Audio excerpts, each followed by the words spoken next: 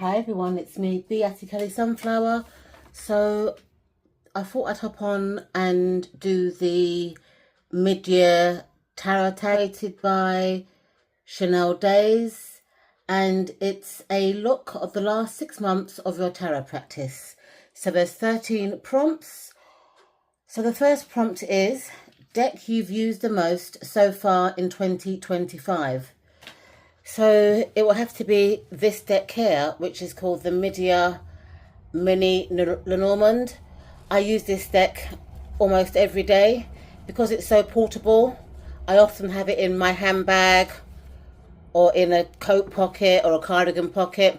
So it's a sepia-based Lenormand deck. The archetypes are quite clear, so they're easy to distinguish. You can tell this is a coffin. You can tell this is a man. They have the playing card associations on there. They're clear reader, give quite predictive readings, and I've just always got it, as I said before, in my handbag, hence the reason why it's the most used deck for 2025. I also have, as a backup, I think it's a bridge size copy of this deck. I got it on Kickstarter. So it came in a portable bag, like a zip kind of makeup stroke pencil case bag. The deck came in a box. I also got a guidebook, and this is like a spread for the grand tableau. This table's not big enough to lay it all out, but there's 36 placements for 36 cards, and you can read the grand tableau on there should you wish to, but obviously on a bigger table. The only difference between this deck and the mini deck is that this one's got a border on it and it's got like a splash of colour.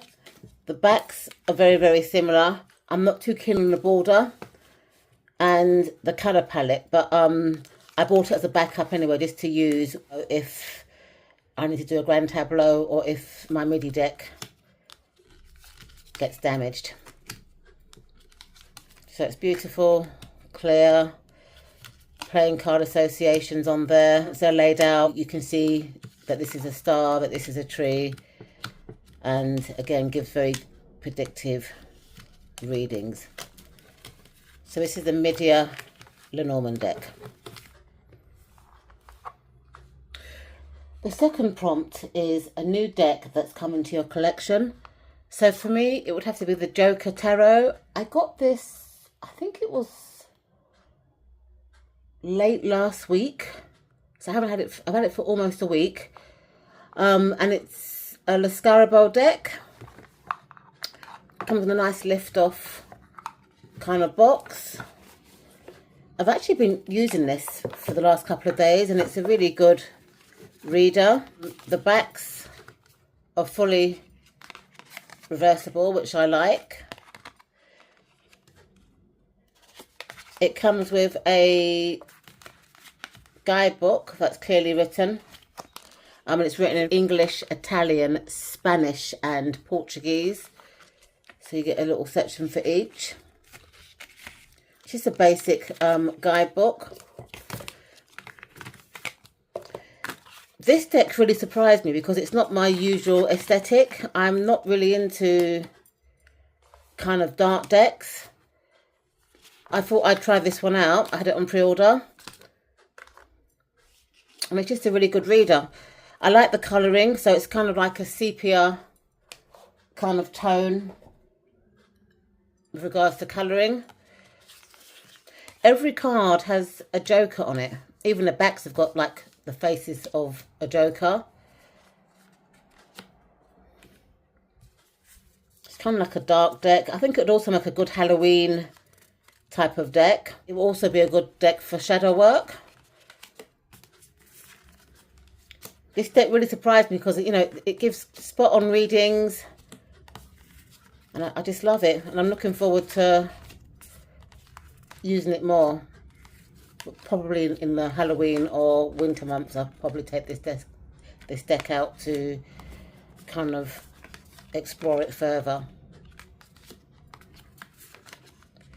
So this is the Joker Tarot. So Prompt 3 is a deck that could be better. And for this prompt, I've chosen the Ìwà Pẹ deck. It was a Kickstarter campaign. And the reason why I feel that it could have been better is because I feel that it was rushed. The creator promised us a full PDF guidebook explaining the cards, which we've never ever got. And also I think I was an early bird, so what I actually backed for, I didn't get it. She changed it and made everyone have the same thing. It does come with a guidebook, but because it's not numbered or ordered, it's very difficult to know what card it's for. Not that I'm slagging off the creator, because she definitely done a good job with this deck. It's got lovely backs, but it's just that all of the archetypes are written in Yoruba, and if you don't read or understand the Yoruba language, it'll be a challenge for you.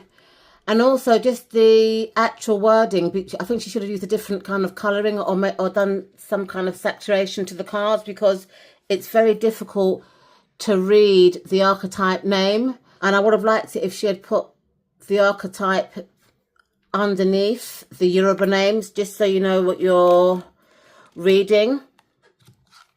But the artwork is fantastic. It's just the saturation. Like this can hardly be read, but it is numbered.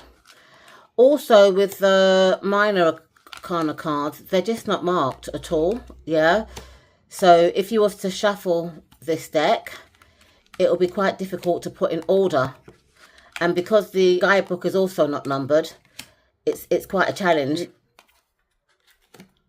But I will fix it. I'm going to have to write on this deck. I don't like to write on my decks, but because I want to use the deck, that's the only way that I'm going to be able to do it. I mean, this is the equivalent of the Ace of Wands. It would have been nice if you could have put a number there, like number 1, and then in brackets, or even at the back of the card, she could have put something there hidden for us to know, because I'm too scared to shuffle this deck just in case I don't put it back in the right order. Even though I do read some Yoruba, it's just the archetype names that are just difficult to read because of the colour palette. Because we didn't get the PDF book that we was promised, I had to go out and buy a guidebook to work with this deck, which was an extra expense, but they work well together. And I guess that if I buy a nice fine tip highlighter pen, I can just add the parts that I can't read, which is a shame because I don't like to write on my decks. Prompt 4 is a deck that I'm currently using. So I'm currently using 2 decks. I'm pairing them together. I'm using an oracle deck called Cowgirls and Aliens, which is a rock pool deck. And I'm using a tarot deck called the Desert Illuminations Tarot. And this is a US Games published tarot deck created by Lindsay D. Williams. The colour palettes on both these decks really work well together. And how I've been using them is I've been using the oracle cards mainly for my daily pull, and I've been using the tarot decks cards for my readings. But I have also been doing combined tarot and oracle readings. I mean, these are the backs of the cards. I'm sure these cards aren't new, so I'm sure people know these cards, but the backs are really nice and colourful. And just in general, the colour palettes in both cards, they really complement each other. And I've just been like enjoying using it as a pair or even individually. But as I said, this is my daily card pull and my tarot deck. I just think they really go well, the whole colouring, the whole archetypes, they're just really blending well together.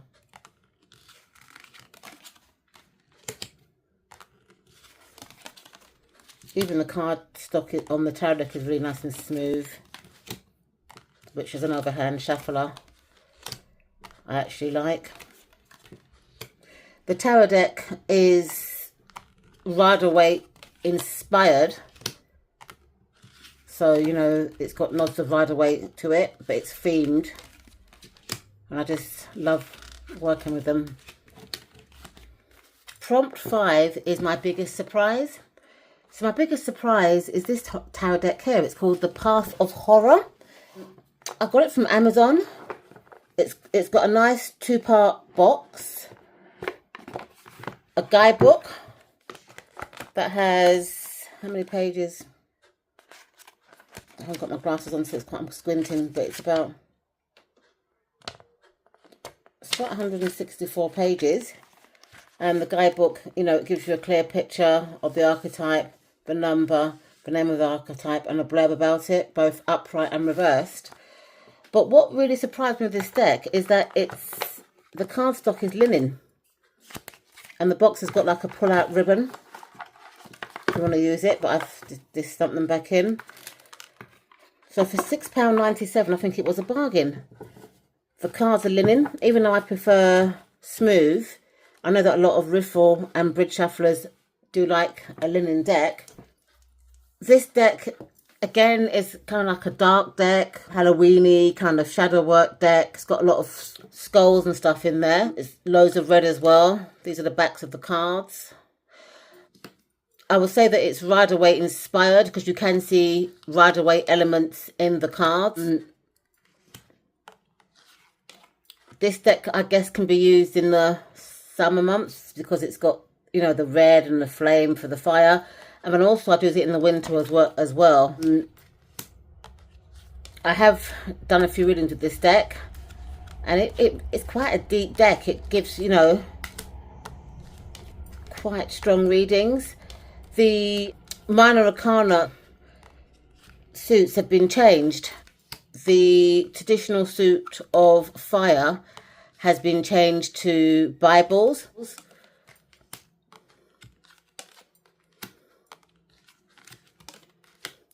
And then the cups have been changed to skulls.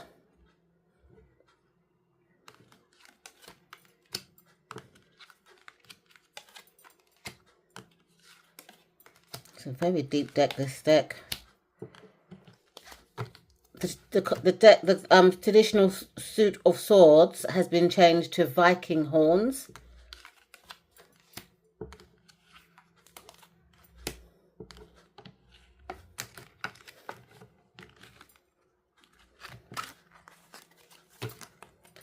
And the pentacle suit has been changed to Hellfires.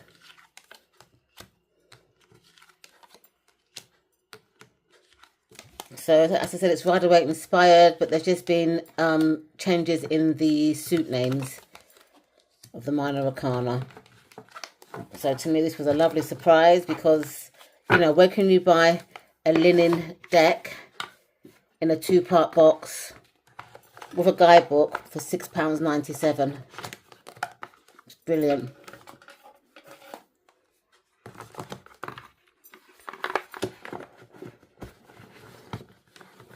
Prompt 6 is Deck Crush, and my current crush is the Blissful Doll Dream Tarot. It's a major arcana only deck. I did ask the curator if she would ever think about doing a minor arcana to this deck, so it can be a full deck or even a lenormand deck, so that there's something to pair it with. And she said it is something that she has been considering. This deck has got like Barbie-like dolls in it. And it's got like a blurb about the card. So let me read out the Magician. So for example, the Magician, it's got a Barbie doll. It's got number 1 and it's got the archetype name. And it says, "Hey there, magic is all about believing in yourself and making dreams come true. So wave that wand of yours and sparkle like the star you are." There isn't any reverse meanings, but it's quite a positive deck. So the High Priestess: "Hi, beautiful soul. Trust your instincts and intuition, for you hold the power of wisdom within. Embrace your inner goddess and let your inner light shine." So it's a really beautiful deck, and I do like my dolls. So this deck to me combines my love of dolls with my love of tarot. Look at that beautiful strength card.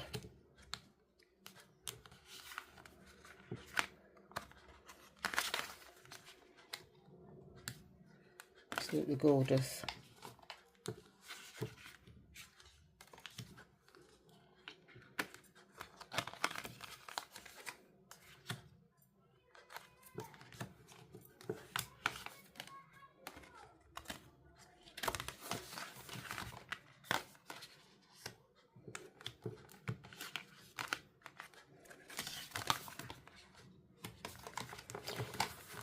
So this is the Blissful Dream Doll Tarot, and it's a major only deck. So prompt 7 is a favourite single tarot card from a deck. So the deck that I've taken the card from is the Everyday Enchantment Tarot deck. The Emperor card is one of my favourite cards in the Everyday Enchantment Tarot deck. The archetype just reminds me of my father. Even though the Emperor as well can be like a father figure, the actual man in the picture reminds me of my dad. Yeah, he had exactly the same chair in his office. You know, he used to have a table. He didn't have a phone, but he used to have like a proper dial telephone and a paperweight. And he used to like his pens and stationery. And he always had like a porcelain mug. That's not porcelain, no. Letter opener. He had very similar things on his office desk. Card has a picture of the man's family. And my dad used to have pictures of our family, you know, in his office space. And just the whole energy of the Emperor is my dad. So prompt number 8 is a deck that makes you happy. And it has to be my Brian deck. So this deck, unfortunately, is out of print. It is a mass market deck. And I'm kicking myself that I didn't get a backup copy because it was quite reasonably priced. But, you know, my box is quite knackered now. But it's a oracle deck. Brian is a dwarf. And 35 cards. I'm sure there was more than that. But I use this deck to do one card pulls, like daily pulls. And I also use it as well to round off a tarot reading. But some of his comments are so funny and so humorous. Every time I use this deck, I have a smile on my face. No, well, you did ask. You know, it's just got some really nice advice. Some of it's cheeky, some of it's geezerish. Not yet, mate. Stop. Hold your horses now. It's not the time. You'll deeply regret it if you push this. Just wait, please. It's just a very fun deck. I hope it comes back in print because this is one of my favourite oracle decks. Slow down and relax, will you? Nice and easy, easy and nice. Chill out time and stop being in such a rush. Everything is in good hands, promise. Just a nice, reassuring, kind of happy-go-lucky deck. So this is my Brian deck. Prompt 9 is a great guidebook, and I think guidebooks are really personal. I mean, for me, I must admit, because my job involves a lot of writing, reading and research, when it comes to books for pleasure, I like books that are just written in plain English, short, punchy and to the point. I don't like books that you have to kind of like read waffle to get to the main kind of point. And so that's why I've chosen this book, which is called In Focus Tarot, Your Personal Guide by Stephen Bright. In general, I just like the way that Stephen Bright writes. He's got a very clear writing style, and I'm attracted to the way that he writes. This book is just a plain book, nothing too fancy. I believe that the deck that they've used is the Radiant Weight. For each card, it gives the name of the archetype, it gives a blurb about the archetype, and when it says, like for example, the Fool, it says the Fool as a situation, the Fool as a person, the Fool as you, keywords and reversed meanings. So it gives you quite a lot on each card. It's not a referencey book. This book is for a beginner and seasoned reader. And what I like about this book as well is that Stephen Bright's also given the same attention to the minor arcana, because in a lot of guidebooks you always find more detail in the major arcanas for some reason, and then the minor arcana cards don't have as much attention. But I like the fact that Stephen Bright has given attention to all of the cards. It's also got some spreads in this deck, so if you're a spread person like me, you might find that useful as well. 1 card spread, 2 card spread, 3 card spread, Celtic Cross. That's my favourite spread, the 10 card one. It gives you like a nice layout on how to define the cards. It's beautiful. I mean, I think this is a... Is it a cheat sheet? Yeah, I think it's a cheat sheet. But this is a guidebook that I would recommend. In Focus Tarot, Your Personal Guide by Stephen Bright. So, prompt 10 is, what deck do you want by the end of the year or are still waiting on? So for me, I'm waiting on a deck called the Quiet Rebel Tarot. I've backed it on Kickstarter and I should have it by the end of the year. I do have the Quiet Rebel Oracle deck, so it'd be nice to have the tarot deck to pair them together. And Lynn Thurman is a Scottish creator. I've got quite a few of her decks, and I like her collage style because she tends to do a lot of collage-y type of decks. I'm hoping that the Quiet Rebel Tarot deck will be able to complement this Oracle deck. You know, it's nice collage, lovely backs. It kind of reminds me of the Stretch Tarot. I don't know why. I think it's the kind of like Victorian feel that it's got in the collage.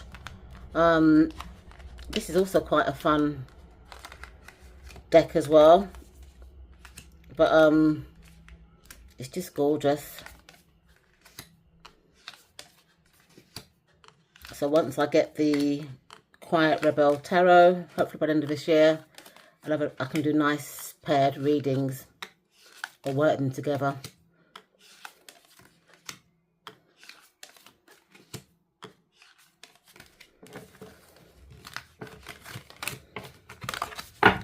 So prompt 11 is, which deck hasn't been used yet or barely, but you want to work with it this year? So the deck that I've chosen for that prompt, back to front, is called the Collider Dope Tarot by Crystal Banner. I haven't had time to work with this deck yet. It's not a new deck, but it's new in my collection. I have got a few other decks by Crystal Banner. I've got a tarot deck from her, which is kind of like a Monopoly deck. I can't remember what it's called. And I've got a few Oracle decks of hers as well. What I like about this creator, who's also an artist, is her minimalistic kind of artwork. You know, just simple backs, simple cards.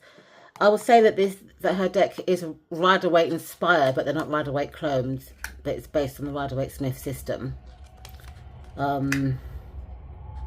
Just plain.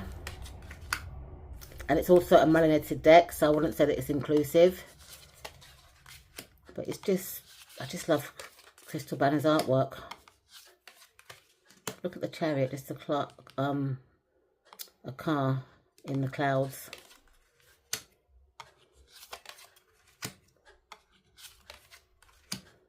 So I hope to use this deck in the autumn months because it's got like an autumn feel to me. So that's when I intend to start working with this deck.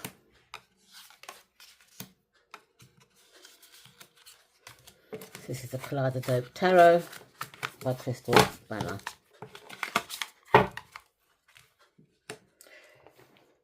Prompt 12 is a favourite video you've made or seen. Favourite video that I've seen currently, because it changes, is the video to what I'm doing a video response to. So that was Chanel Daisy's video on Middia tarot tag.